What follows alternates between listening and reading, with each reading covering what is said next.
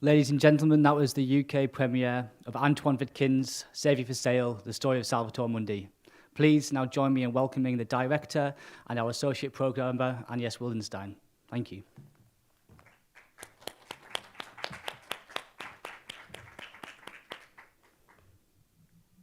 Agnes, can you hear me? Hi, hello, Owen. Antoine, can you hear me? Yeah, hello. Hello. I'm glad to be here with you. Thank you. The floor is yours. Oh, sorry, before you begin, let me just inform the audience that they can ask any question they like by going to slido.com and using the code 88142. Thank you. Thank you, Owen. So can I start now? Please. Welcome, Antoine Victin. I'm very happy to be able to have this discussion with you after the screening of the story of Salvator Mundi's Savior for Sale. You have done an incredible investigation. I want to congratulate you for that. This story is totally amazing. And I would like to know, because it's very unusual to enter like that in the art world. Usually the art world has some very secret aspects that nobody knows. So I would like to know two things. Why did you choose this subject, and how did you manage to talk with all these people and to tell this story, this incredible story? Thank you, Agnes. Yeah, first I start working on this subject because, as you said,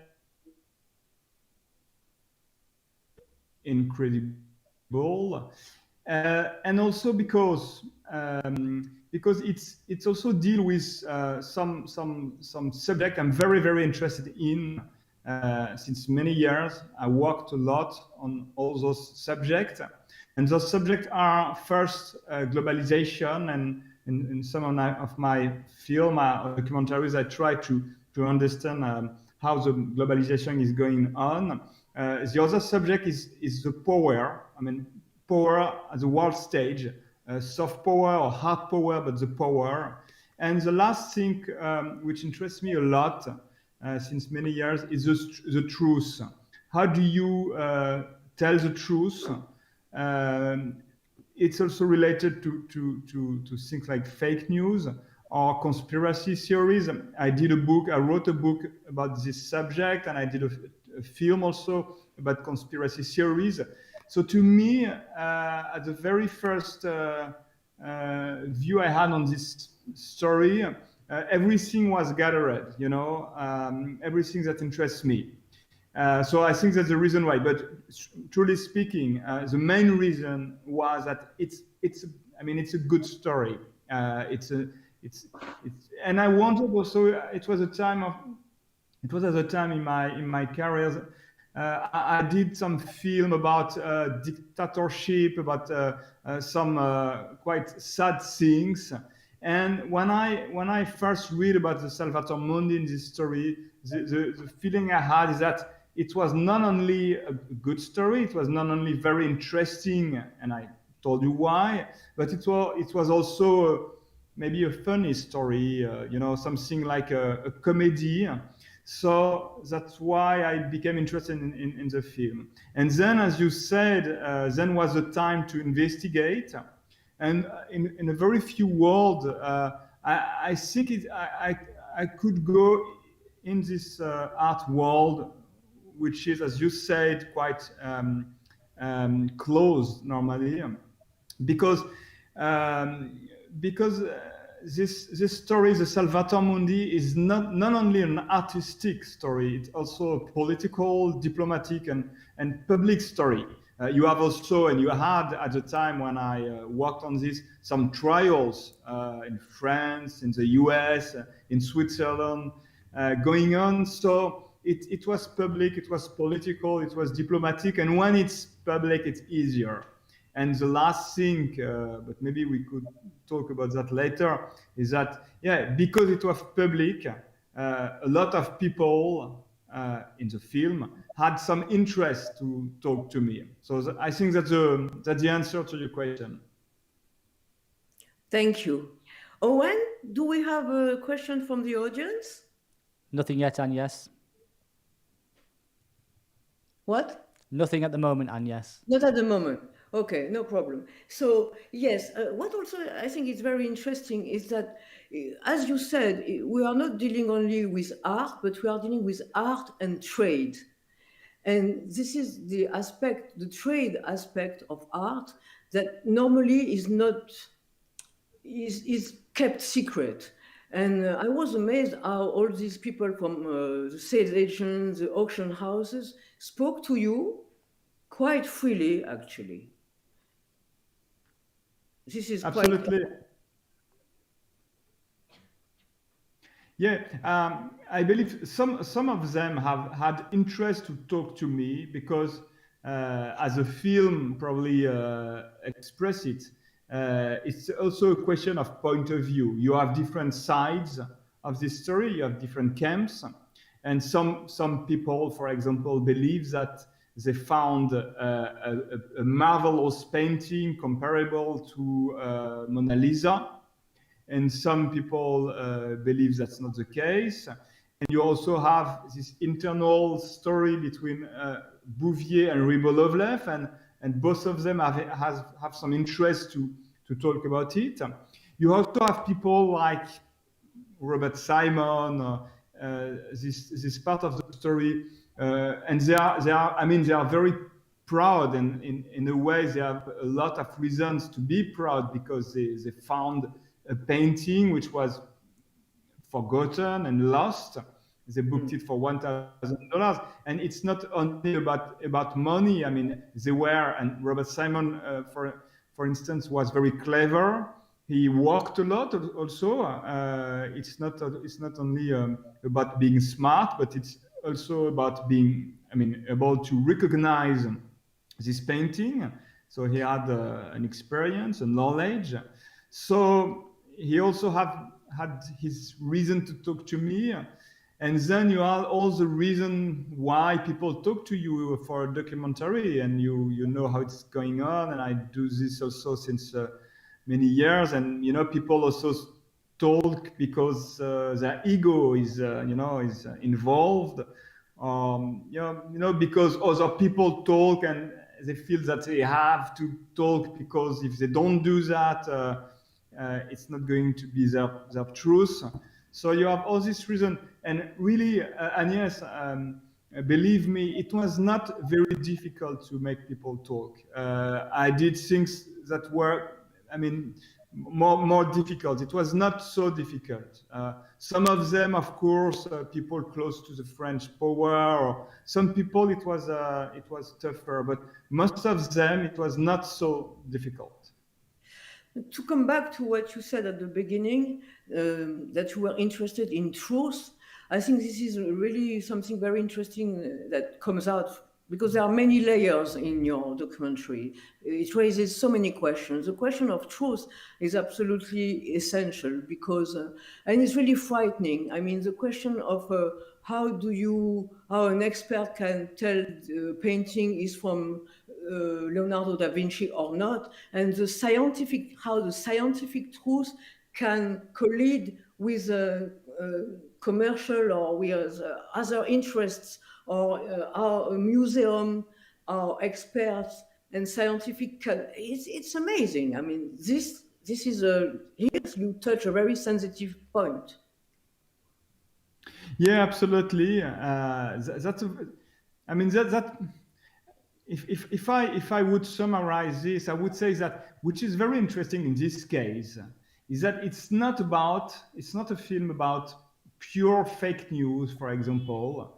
It's about a truth which is gray, and it's about I don't know how you say that in English. Sorry, it's nuance. When something is in between a lie and a truth. And so I think all the story is about this. For example, at the end of my film, the issue is how do you present the painting? And what was clear from the Louvre, for example, is that it's not about a fake painting. And by the way, when my film first went out in France, some newspaper bad informed or willing to do trash news spoke about a fake Vinci. That's not the case. It's a real painting from Renaissance and at least from Vinci studio. And we also know that Vinci was part of it. There is no question about it. He participated to the painting. The question for the scientists, for the curators, and also for the French government now was, how do you present it? Do you say it's a Vinci? But if you say that, there is a problem, which is that we don't know to which extent Vinci participate, and some reports at the Louvre tend to show that he only participates alongside two other people. But that's not the only problem. You also have this provenance problem, which is also unclear. And the main problem is that the painting was in a very bad shape, and so it was restored. So you could say Vinci, but you have all this problem, or you could say it's Vinci and workshop. It's at the Louvre, at the end of the film, it's just about Zeiss. So it's not about a truth and a lie. It's about how do you go closer to the truth, how you can have a scientific or artistic truth, which is, by itself, always very difficult, because you always have debates on painting all the time, and the debates are going on. But so to be back, how you can have an artistic truth, and at the same time, you need to have a political or a diplomatic truth, and that's not the same level.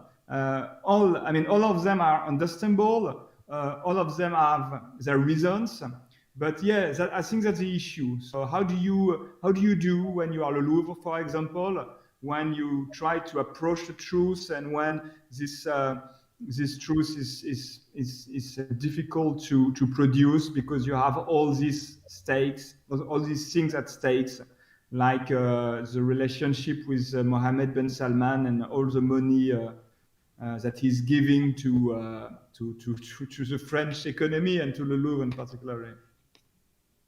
Yeah, the political level. This is the political level of the story. The French government was involved. Had to discuss with the Louvre, because they had this. The interest with the state of Saudi Arabia, and where is it public now? That where the painting is? Well, that's a very good question, and I believe that's one of the last mystery. Maybe there are some other mystery, but that's one of the very last mystery about this painting. We don't know. I heard a rumor saying that it was on MBS yacht, MBS boat, and when I heard that, it was a rumor. That's the reason why at the end of my film you have this picture, because I found that it was funny to have this boat, but nobody knew. What we heard after that from the Wall Street Journal, I think, they published a scoop after my film went out, saying that indeed this painting had been in this yacht, in this boat. That it was true, it was not a rumor, it had been there, it stayed there few months, I don't know how many, and then it's not there anymore, according to the sources. So to be very direct, I have absolutely no clue. I don't know. There are some hypotheses. And I think one of the most credible hypotheses is that the painting is in a free port, possibly in Geneva, which I would say would be ironical if you consider all this story. So in a way, it's back to Bouvier, even if Bouvier is not in the free port of Geneva anymore, but in a way it's back to Bouvier, which would be funny. And yes, I don't know. I mean, it's an hypothesis, but I don't know. It may also be in some of MBS Palace. I don't know.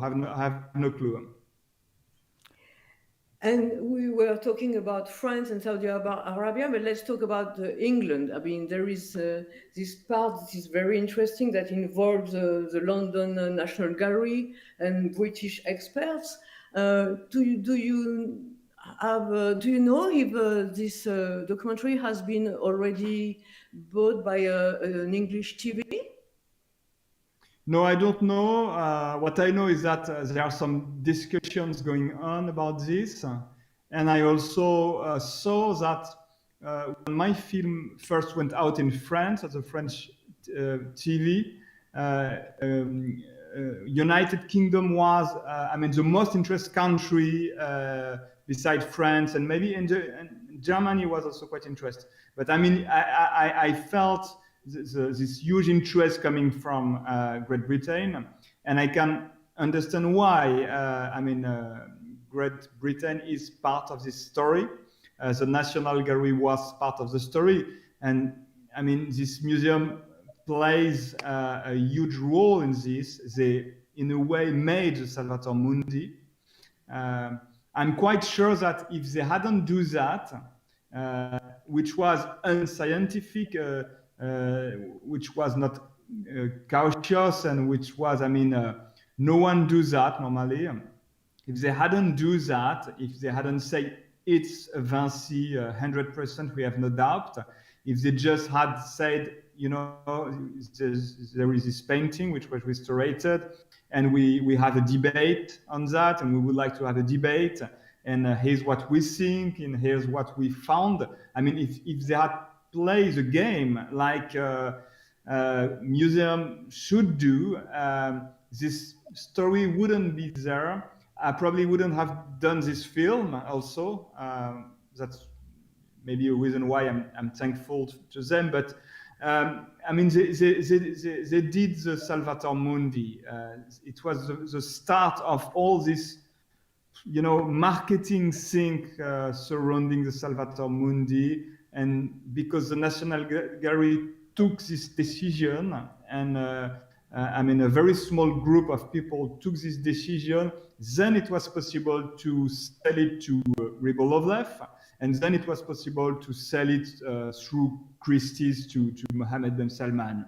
So they are absolutely, a huge and, very, very important part of it. And so, that's the reason why I understand why the British are so interested in this film.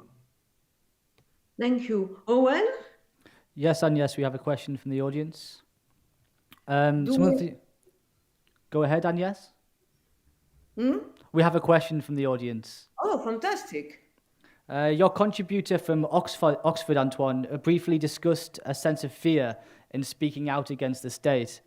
As you're highlighting this, do you personally feel any repercussions? Personally, not at all. What I only heard and what I only know is that the Saudis were very unpleased after my film. They were very angry. And what I can tell you, for example, to express how angry they were, of course, I had some relation with the Saudi power because I did a film a few years before about Mohammed bin Salman, and it was a film which was very critical, as you can imagine. And MBS was not pleased with this film also, and he told me that directly, that he wasn't pleased with that he didn't agree. But at least I could maintain some links with people that have links to the Saudi power. But after this film won, after the Salvator Mundi, I had no link at all. And when you don't have any link anymore in this particular region of the world, it shows you that people are not pleased at all, because people talk, people can have discussion even if they don't agree. So the Saudi were not pleased at all. For example, the CEO of the Louvre, Jean-Luc Martinez, was summoned, was asked to go at the Saudi embassy in Paris. He had no choice; he had to go there. And I also know that l'Élysée got a few phone calls. So yeah, I'm absolutely aware of this atmosphere, but I don't feel threatened at all. I believe I have no reason to feel threatened. The only thing is that I will avoid flying to Saudi Arabia or even the Gulf states in the coming years. So yeah, I probably lost a friend now in this region of the world. So I will not go there. But no, there is no threat. And you're right. Someone in my film spoke about the fact that he felt this. It was very interesting. It's Matthew Landrus from Oxford. This is very interesting because he's not a journalist like me. I mean, I'm used to that. I met a lot of very bad people in many, unsafe countries. But Matthew Landrus is not in this case. So I felt it was very, very interesting to have someone, an expert, a scholar in Oxford, just telling that. I mean, that's probably in my career the first time I ever see or heard a specialist of Renaissance explaining that for doing his job, he could feel threatened. It was incredible, and this only these very few words, I believe, summarize all this, crazy story. Thank you. I believe we have time for one more question from the audience, Agnès. Sure. It makes a brilliant story, but a member of the audience would like to know why you chose to leave out the expert opinion of Martin Kemp, who does believe it is a Leonardo. What I chose, sorry, could you repeat the question again? Martin Kemp, who believes that it is a Leonardo. Can I ask why they would like to know why that was not included in the film, his opinion? No. His opinion is included in the film. It's quite clear that he believes it's a Leonardo. He said that at the beginning of the film. He said that in an archive in the film. He also said that through the cell at Christie's, where he's part of the catalog of Christie's. So it's absolutely expressed, and he's presented as the main defender and the big fan of the Salvator Mundi and of this autograph 100% Vinci thesis. But what is interesting is that at the end of the film, he expressed, he don't say the contrary. He's still convinced he did a good job, and it's a great expert. It's an incredible writer who did some great books about Vinci. But at the end of my film, he expressed some prudence. He's more cautious, and he just says that Christie's went too far, which is very interesting because I think that's the truth. Christie's went too far. But as I told you before, this truth is gray. So